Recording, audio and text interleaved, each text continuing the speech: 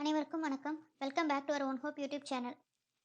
இன்றைக்கி நம்ம 6th standard Tamil Nadu text புக்கில் இருக்க கண்டென்ட்டை தான் பார்க்க போகிறோம். பேசிக்காக இப்போ நான் தமிழ்நாடு டெக்ஸ்ட் புக்ஸ் படிக்க ஆரம்பிக்க போகிறோம்னு நினச்சா ஒவ்வொரு ஸ்டாண்டர்டாக படிச்சுட்டே வரணும். இப்போ ஃபஸ்ட்டு 6th ஸ்டாண்டர்ட்லேருந்து ஸ்டார்ட் பண்ணால் அதில் வந்து மொத்தம் 3 டேர்ம், அது வந்து 3 பருவம்னு சொல்லுவாங்க. ஒவ்வொரு டேர்ம்லையும் தனித்தனியாக லெசன்ஸ் கொடுத்துருப்பாங்க. அதில் செய்யுள், உரைநடை, இலக்கணம் எல்லாமே கலந்துருக்கும்.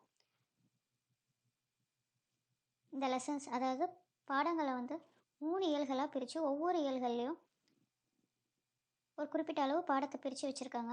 இப்போ டேர்ம் 1 அதாவது பருவம் 1 புத்தகத்தை எடுத்துக்கிட்டோன்னா அதில் மொத்தம் 3 இயல் இருக்குது. அதுக்குள்ளே யூனிட் வைஸ் பிரித்து தனித்தனியாக பாடங்கள் கொடுத்துருக்காங்க. இப்போ ஃபார் எக்ஸாம்பிள் நம்ம ஃபஸ்ட்டு இயல் எடுத்தோன்னா அதில் மொழி, தமிழ், தேன் அப்படின்னு 2 யூனிட்டாக இருக்குது. மொத்தமாக பார்த்தா அதில் 5 பாடங்கள் இருக்குது. அதாவது இன்பத்தமிழ், தமிழ் கும்மி, வளர்த்தமிழ், கனவு பழித்தது, தமிழ் எழுத்துக்களின் வகையும் தொகையும். இது வந்து ஃபஸ்ட்டு இயலில் சேரும்.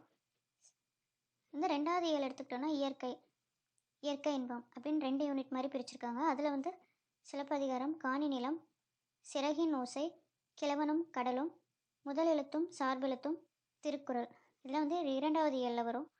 3வது இயலில் அறிவியல், தொழில்நுட்பம், எந்திர உலகம் அப்படின்னு 2 யூனிட்டாக பிரிச்சுருக்காங்க. அதில் வந்து அறிவியல் ஆத்திச்சூடி, அறிவியலால் ஆள்வோம், கணியனின் நண்பன், ஒளி பிறந்தது, மொழி முதல் இறுதி எழுத்துக்கள் அப்படின்னு இதில் ஒரு 5 பாடங்கள் கொடுத்துருக்காங்க. இதில் ஒவ்வொரு இயல்லையும் செய்யுளும் இருக்கும், உரைநடையும் இருக்கும், இலக்கணமும் இருக்கும், இல்லை ஏதாச்சும் ஒரு பாடல்களும் சேர்த்துருக்காங்க. எடுத்துக்காட்டுக்கு பார்த்திங்கன்னா சிலப்பதிகாரம் வந்து ஒரு செய்யுள், அதிலே முதல் எழுத்தும் சார்பெழுத்தும்ன்ற மாதிரி இலக்கணமும் இருக்குது, திருக்குறளும் இருக்குது. பார்த்திங்களா? ஸோ நம்ம ஒவ்வொரு இயலாக முடிச்சுட்டு வந்தாவே ஒரே டைமில் செய்யுள், இலக்கணம், உரைநடை எல்லாத்தையும் கலந்து படிக்கிற மாதிரி தான் இருக்கும். நம்ம அடுத்தடுத்த வீடியோவில் ஒவ்வொரு பாடமாக பார்த்துக்கிட்டே வரலாம்.